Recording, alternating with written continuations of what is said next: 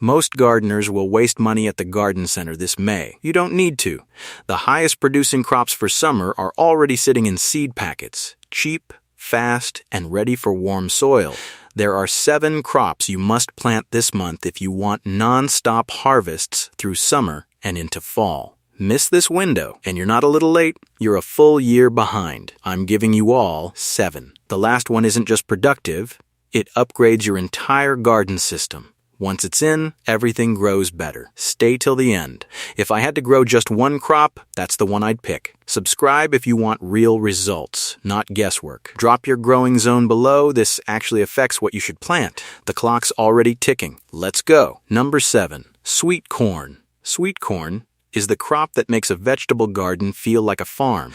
There's something primal about walking between rows of corn. The leaves rustling overhead, the smell of warm soil and green growth in the air. But here's what most gardeners get wrong. They plant corn in a single long row and wonder why the ears are half empty. Corn is wind-pollinated. The pollen falls from the tassels at the top onto the silks below. If your plants are in a single row, the pollen drifts away before it hits the silks. You need a block, minimum 4 rows wide, shorter in length than they are wide. That's the golden detail. Plant in a square or a rectangle, not a line. Sweet corn is a heavy feeder. Before you sow, work in compost or well-rotted manure. The soil should be rich, loose, and warm. Soil temperature needs to hit at least 60 degrees Fahrenheit, preferably 65. Sow seeds 1 inch deep, spaced 8 to 12 inches apart in rows 24 to 30 inches apart. In most zones, that's mid to late May. If you plant too early in cold, wet soil, the seeds rot before they germinate. USDA zones 3 through 11, but timing shifts dramatically by zone. In zones 3 and 4, you're pushing hard to get it in by late May. In zones 9 and 10, you might have already missed your first window and need to aim for a second planting in early June. Full sun is non-negotiable. Corn without sun is stunted and bitter. Water consistently, especially once tassels appear. Inconsistent watering during pollination is the second most common reason for poorly filled ears. The first was planting in a single row. Here's another piece of golden information. Sweet corn comes in 3 main types: standard sugary, sugar enhanced, and super sweet. Standard types convert sugar to starch rapidly after harvest. You have maybe a day, sometimes hours, between peak sweetness and a starchy disappointment. Sugar-enhanced types hold sweetness longer, 2 to 4 days. Super-sweet types can hold for a week or more but require isolation from other corn types because cross-pollination ruins their texture. If you're planting multiple varieties, stagger plantings by 2 weeks or separate them by at least 250 feet. One more thing. Corn is a magnet for raccoons. If they find your patch, they will strip it overnight. The only reliable deterrent is an electric fence. A single strand 6 inches off the ground, or a very determined dog. Plant enough to share, or protect it fiercely. Number 6. Green beans. Green beans are the gateway crop for new gardeners and the workhorse for experienced ones. Bush beans and pole beans are the same species but behave completely differently in the garden, and choosing the wrong type for your space is a mistake you'll feel all season. Bush beans are compact, self-supporting plants that mature quickly, usually 50 to 60 days from sowing to first harvest. They produce heavily for about 2 to 3 weeks and then taper off. Pole beans climb, reach 6 to 8 feet, and keep producing continuously from midsummer until frost kills them. The harvest window is longer, but they need trellises, teepees, or fencing to climb. If you have limited space, pole beans give you more production per square foot. If you want a quick, dense harvest for canning or freezing, bush beans are the better choice. Sow directly in May once soil temperature reaches at least 60 degrees. Plant seeds 1 inch deep, 2 to 3 inches apart for bush beans, 4 to 6 inches apart for pole beans. Rows should be 18 to 24 inches apart. Bush beans can be planted in succession every 2 weeks for a continuous harvest. Pole beans get one planting and keep giving. USDA zones 3 through 10, full sun, well-drained soil. Beans fix their own nitrogen through root nodules, so they don't need heavy fertilization. In fact, too much nitrogen produces lush foliage and fewer pods. The golden information. Bean seeds germinate poorly in cold, wet soil. If the temperature is below 55 degrees, wait. Rot is the enemy. But once the soil warms, beans are among the fastest germinating vegetables, often emerging in 5 to 8 days. Another detail most content skips: pick beans young and tender, before the seeds inside the pod begin to swell. Once the pod becomes fibrous and the seeds visible, the plant receives the signal that its reproductive work is done and slows production. Constant picking triggers constant flowering. A well-maintained bean patch can produce for months. Also worth knowing, the flowers are edible, mildly sweet, and beautiful in salads. Some gardeners grow beans primarily for the blossoms. Number 5. Cucumbers. Cucumbers are the crop that either overwhelms you with abundance or disappoints you with bitter, misshapen fruit. The difference almost always comes down to two things: pollination and water. Cucumbers have separate male and female flowers on the same plant. The male flowers appear first, clustered on slender stems. The female flowers come a week or two later, each with a tiny swelling at the base that becomes the fruit. Bees must carry pollen from male to female flowers. If bee activity is low, or if you spray insecticides that harm pollinators, you get plenty of vines and almost no cucumbers. Sow directly in May after all danger of frost has passed and soil temperature is at least 65 degrees. Plant seeds 1 inch deep, 6 to 12 inches apart in rows 3 to 4 feet apart. Or sow in hills, 3 to 4 seeds per hill, with hills spaced 3 feet apart. Hills warm faster and drain better, which cucumbers appreciate. USDA zones 4 through 11. Full sun, consistently moist but not waterlogged soil. The golden information: inconsistent watering is the primary cause of bitter cucumbers. Stress from drought triggers the production of cucurbitacin, the compound responsible for bitterness. Water deeply and regularly, aiming for at least 1 inch per week, more in hot weather. Mulch heavily to retain soil moisture and keep fruit clean. Another critical detail: harvest frequently and early. Oversized cucumbers become seedy, watery, and bitter. Pick when they're firm, bright green, and the size specified for the variety. Some are best at 4 inches, others at 8. Check the seed packet and stick to it. For vining varieties, a trellis saves space, improves air circulation, and produces straighter fruit. Bush varieties work in containers or small beds. One more thing: cucumbers and melons should not be planted next to each other. They cross-pollinate readily, and while the fruit of the current season is unaffected, the seeds you save will be useless hybrids. Number 4. Zucchini and summer squash. Zucchini is the crop that defines summer abundance. One healthy plant can produce more fruit than a single household can eat, which is why every gardener in August is secretly leaving bags of zucchini on neighbors' doorsteps.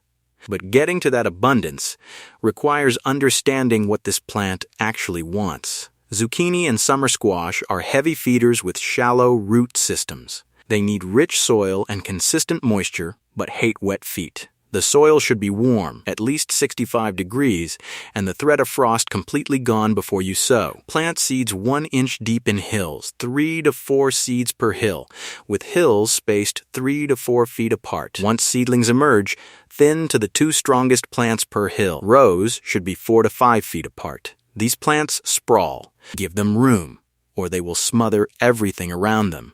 USDA zones 3 through 11.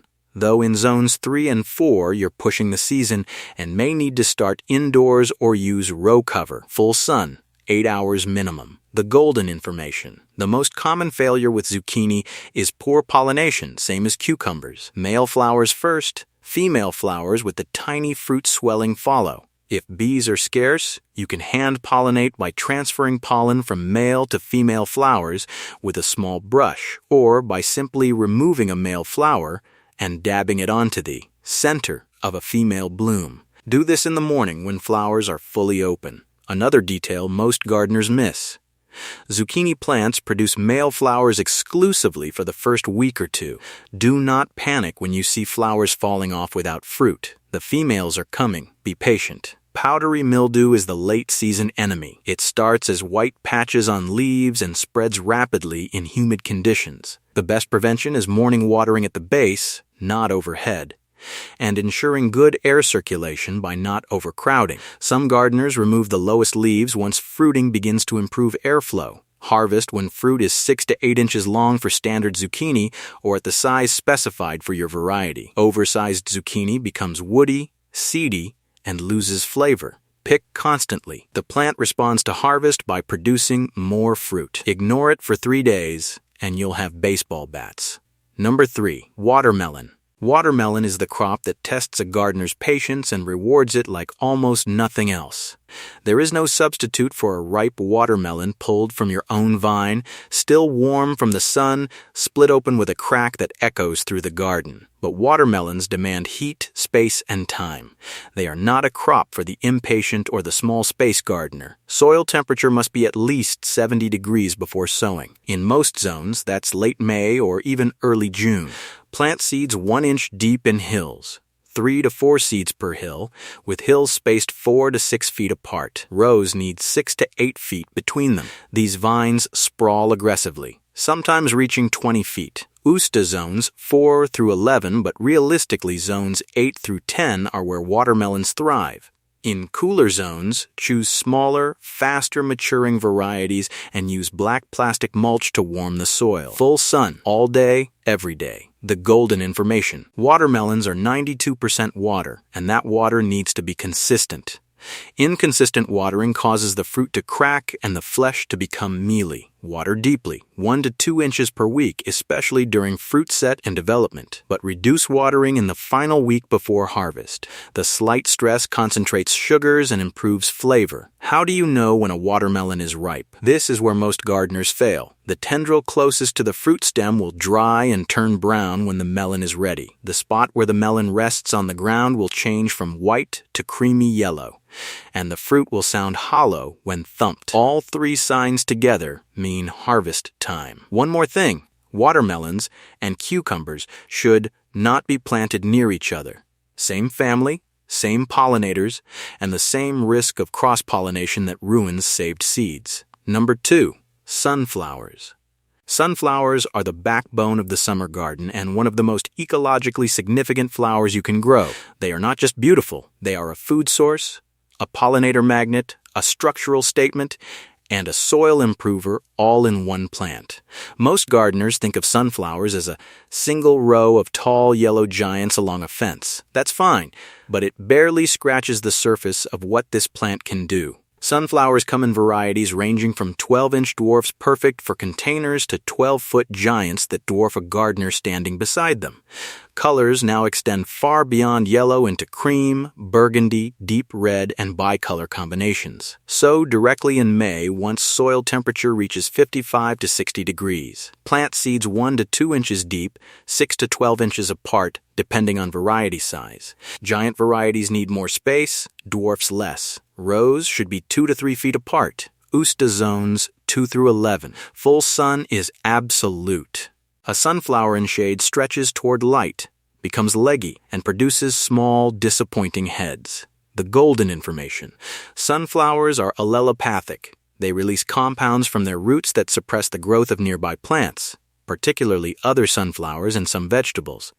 Do not plant them in the same spot year after year.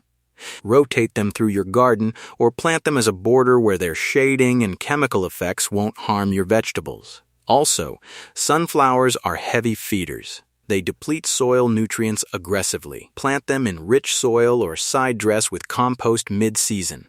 The seed heads are a primary food source for finches, chickadees, and nuthatches through late summer and fall. Leave the heads standing after the petals fade. Watching a flock of goldfinches descend on a sunflower head is one of the great joys of late summer gardening. For edible seeds, harvest when the back of the head turns yellow-brown and the seeds are plump and black and white striped. Cut the head, hang it upside down in a dry, ventilated space, and rub the seeds free once fully dry. Number 1.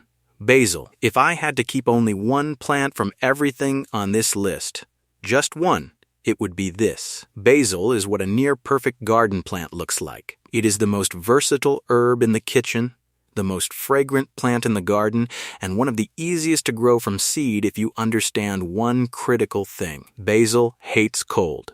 Not dislikes, hates. Soil temperature must be at least 70 degrees, and nighttime temperatures should stay consistently above 50. In most zones, that's late May. Sow too early, and the seeds sit in cold soil, sulk, and often rot before germinating. Sow seeds 1/4 inch deep, 4 to 6 inches apart in rows 12 to 18 inches apart. Or start indoors 4 to 6 weeks before your last frost date and transplant once the soil warms.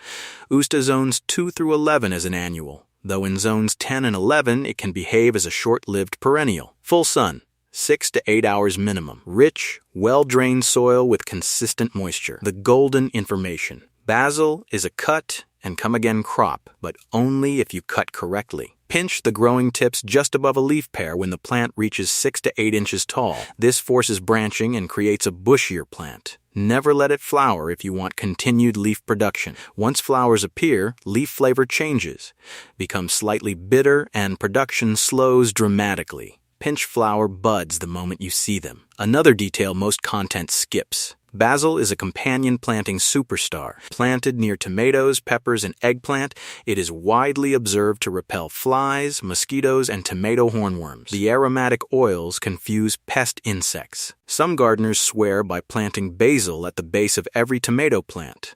Also, basil comes in far more varieties than most gardeners realize. Beyond the classic Genovese, there is Thai basil with its anisay clove intensity, lemon basil for fish and teas, purple basil for color and milder flavor, and Greek basil with tiny leaves and compact growth. Each brings something different to the kitchen and the garden. Water consistently. Never let the soil dry completely, but avoid wetting the foliage. Basil is highly susceptible to fungal diseases like downy mildew, and wet leaves are an open invitation. Harvest from the top down, always leaving enough leaves for the plant to photosynthesize and recover. A well-maintained basil plant can produce from June until frost, if you keep it from flowering and keep it watered. So there they are, 7 crops to put in the ground this May. Quick summary before you go. For heavy production, in limited space, bush beans and pole beans. For the thrill of harvest, sweet corn and watermelon. For continuous summer abundance, zucchini and cucumbers. For structure, wildlife, and beauty, sunflowers. And for the plant that transforms both your garden and your kitchen, basil. One final point. The single most common mistake gardeners make with direct sown crops is planting too early. Cold, wet soil is the enemy of germination. Wait for the soil to warm. Wait for the night temperatures to stabilize. Your seeds will germinate faster, grow stronger, and reward you all season. If this video gave you something useful, a crop you didn't know, a tip you'll put to use this weekend, hit subscribe. We publish practical, specific, no-filler garden content every week. Drop a comment right now and tell me which of these 7 you're planting first. See you in the next one.